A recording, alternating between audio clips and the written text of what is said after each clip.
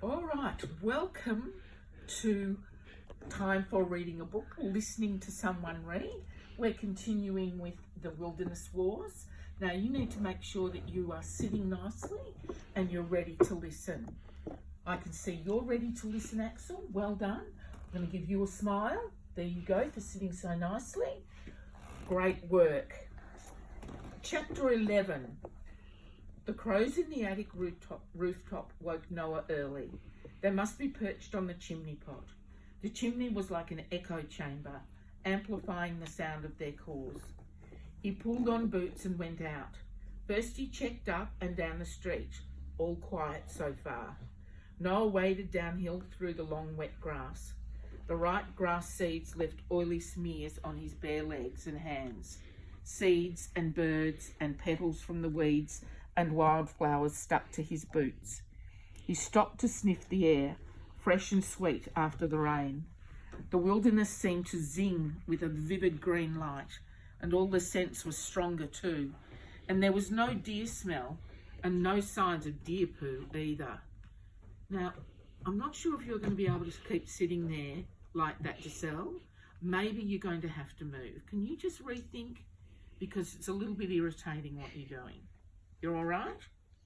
Okay, we'll keep going then, will we? He went down towards the dump near the fence and stopped again to sniff. There was a strange smell here. Not deer, but more like barbecue. Bonfire, smoke. Had someone lit a fire? For a second, Noah burned with jealousy.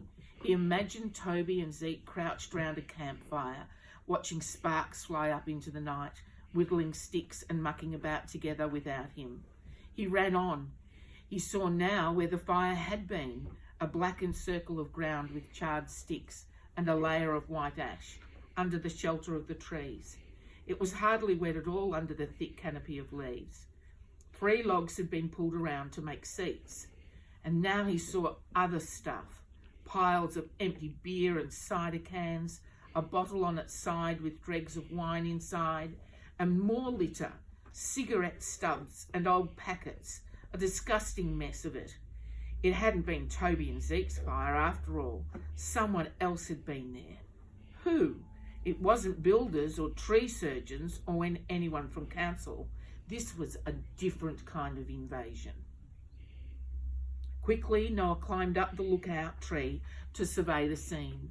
Zeke and Toby's battle station's dens looked okay. He twisted round to check the other way. From the outside, the teepee and the both looked fine. Phew. Oh, I'm glad about that. I hope you can see we're all glad too. Thank you for nodding to show that you understand that part. Well done. Noah, you have sat and listened to this story beautifully. I think you need to have a smile as well. Well done, Noah. You can keep that there. Further away, mist hung over the city along the valley, following the line of the river and the canal and the railway. Why was it so quiet? Hardly any traffic at all. The Sunday, that was why. Sunday was when Toby and Holly's dad came to pick them up and take them out for the day. Sunday evenings, Toby was usually in a bad mood. When Noah's family had first moved into the street, their dad was still living with Toby and Holly. He'd helped them make a go-kart with some old pram wheels from the dump, and they'd done races down the street until Toby had had an accident going too fast down the hill to stop or bail before he had crashed into the garage at the bottom. Never again, Mum had said to Noah after that. This hill is lethal. Lethal? Now that's a lovely word. What do we think lethal might mean? Let me see. Ebony, lethal. Yes, deadly. That's a good definition. Well done. A sudden squawking made Noah look up. The crows were fighting in the tree, flapping their wings and diving at each other, making a racket. Wind gusted through trees and showered fat drops down onto the back of his neck. He checked the street one more time and climbed back down the tree. He trampled the remains of the fire ash into the ground and piled all the bottles and cans in one place. Yuck! His hands were all slimy and stinky. He wiped them on the wet grass. The wind made the trees bend and sway, their green leafy tops heavy and full. Just ahead of him, a tree groaned. A branch cracked. Seconds later, it fell onto the ground with a loud, echoing crash. Noah ducked. Luckily, he wasn't underneath. What was that? Something was moving along the mess of leaves and branch and twigs. Noah stopped to watch. He crouched down to see better. Something small and black was struggling to free itself. It half crawled, half hopped. A scruffy bundle of wet feathers. A young crow. Noah watched it struggle. He looked up into the mass of wet leaves and branches above to see where the nest was. The parent crow might be watching too, waiting for him to go away so they could rescue their baby. He backed off a bit to wait to see what they did. The baby crow, well, more a teenager crow than a baby, it was big enough to have fledged and have its flight feathers, hopped free of the wet twigs and then stopped still, its head to one side as if it was watching him. It blinked. The bird hopped towards Noah. It didn't seem at all frightened of him. It opened its beak wide. It was hungry, asking him for food. Noah rummaged in his pocket. He found a bit of old biscuit and crumbled it between his fingers. There was no sign of the parent birds coming to rescue the bird. Maybe it was old enough to fend for itself. Noah threw the crumbs. The young crow looked at him with its beady eye. It looked at the biscuit crumbs. It did that 3 times before it gobbled them up. It hopped closer, opened its beak again. It squawked, "Ark!" A bit like noise some of you make in the mornings. "Ark!"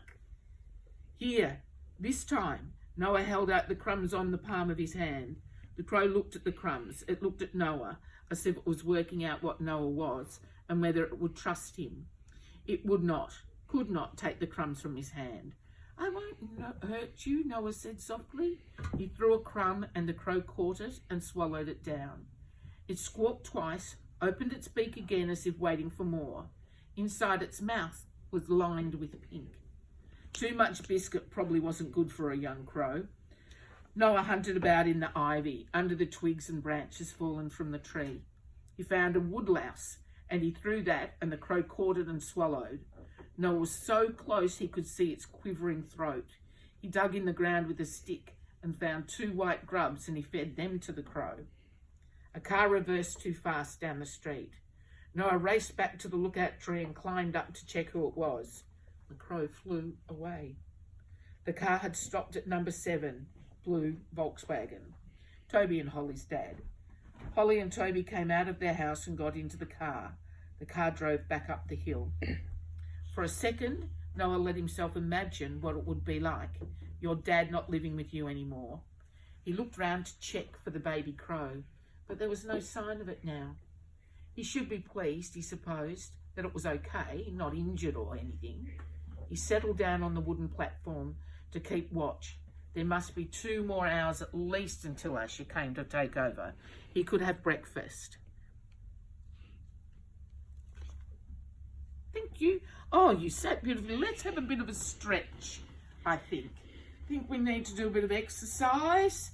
Right, everyone stand up, hands up tall. Oh, you're not stretched out tall enough. Right, nice and tall. Now make yourself into a tiny little ball. Tiny little ball. Well done, Jack. I can see you doing a beautiful job up the back there. Well done. You've done a great job.